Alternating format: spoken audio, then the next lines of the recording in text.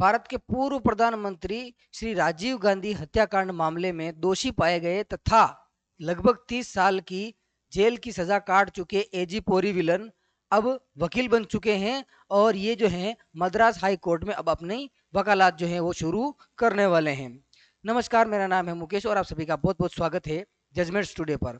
इस वीडियो में हम इस बात की चर्चा करने वाले हैं कि आखिर ये एजी पोरीवाल कौन है और राजीव गांधी की हत्या के मामले में इनका क्या हाथ है, और फिर बाद में ये समझने की कोशिश करेंगे कि आखिर राजीव गांधी हमारे पूर्व प्रधानमंत्री की हत्या किस प्रकार से हुई और किस प्रकार से साजिश रची गई।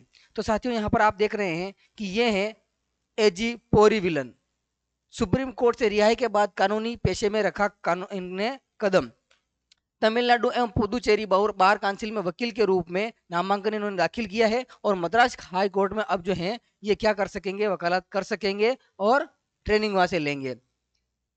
ये जो है एजी पोरीविलन, इनके इतिहास की बात करें तो राजीव गांधी जो हमारे पूर्व प्रधानमंत्री हैं उनकी हत्याकांड के मामले में ये साजिश रचने वालों के अंदर इनका नाम जो है वो सीबीआई के द्वारा उजागर किया गया। अर्थात ये स्वयं जाकर हत्या नहीं की, इन्होंने साजिश रचने में पूरा अपना योगदान दिया और उसके बाद में इन्होंने जो हमें साक्ष्य मिलते हैं, साक्ष्य के आधार पर यह पता चलता है कि इन्होंने विस्फोटक सामग्री को विस्फोट करवाने के लिए जो बैटरी की आवश्यकता होती है वो जो है वहां तक पहुंचाई थी। इसकी बात हम आगे चर्चा में करेंगे। यहाँ पर आप देखो कि सबसे पहले क्या हुआ, 1991 की बात है। राजीव गांधी की जो है हत्या मामले में ये गिरफ्तार हुए। कैसे हुए राजीव गांधी की हत्या कैसे हुई, इस बात की बात जो है हम आगे करने वाले हैं। फिर 1998 में विशेष अदालत ने मृत्युदंड की सजा सुनाई। 1998 में इनको मृत्युदंड की सजा सुनाई गई। इसके बाद में 1999 में सुप्रीम कोर्ट ने मौत की सजा जो है उसको बरकरार रखा। बाद में 2014 में सुप्रीम कोर्ट ने मृत्युदंड को जो है वो आजीवन कारावास में परिवर्तित कर दिया।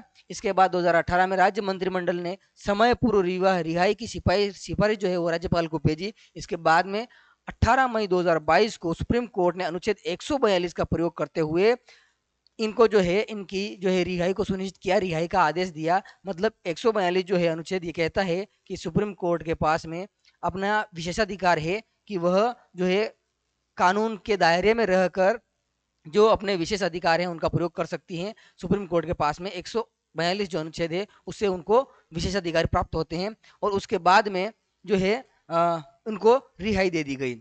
यहाँ पर आप देखो कि कारावास के दौरान इन्होंने, जब इनको सजा हुई तो सजा के दौरान इन्होंने क्या किया, पढ़ाई की। पोरीविलन ने जेल में रहते हुए अपनी शिक्षा जारी रखी और कई शैक्षणिक पाठ्यक्रम पूरे किए। रिहाई के बाद विधि की पढ़ाई की और वर्ष 2025 में इनकी एलएलबी पूरी हो चुकी है। इसके बाद में इनके पास में क्या कानूनी योग्यताएं हैं, वर्ष 2025 में अखिल भारतीय बार परीक्षा उत्तीर्ण की, बार काउंसिल की जो परीक्षा होती है पूरे देश की, वो परीक्षा इन्होंने उत्तीर्ण कर ली है।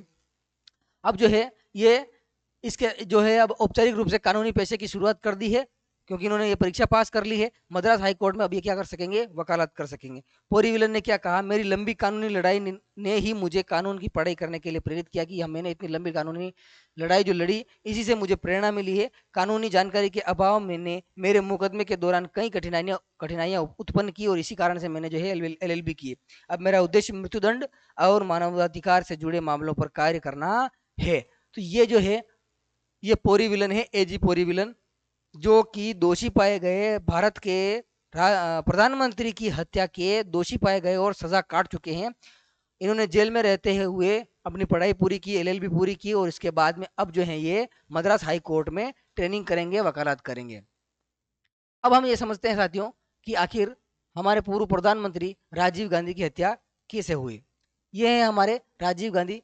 बात है साथियों 20 मई 2020 की और 20 से 21 इनको नहीं पता था कि ये इनके जीवन का अंतिम दिन है।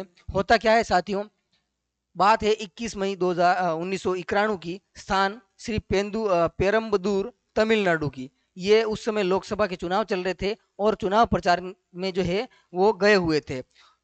तो राजीव गांधी रैली को संबोधित कर रहे थे।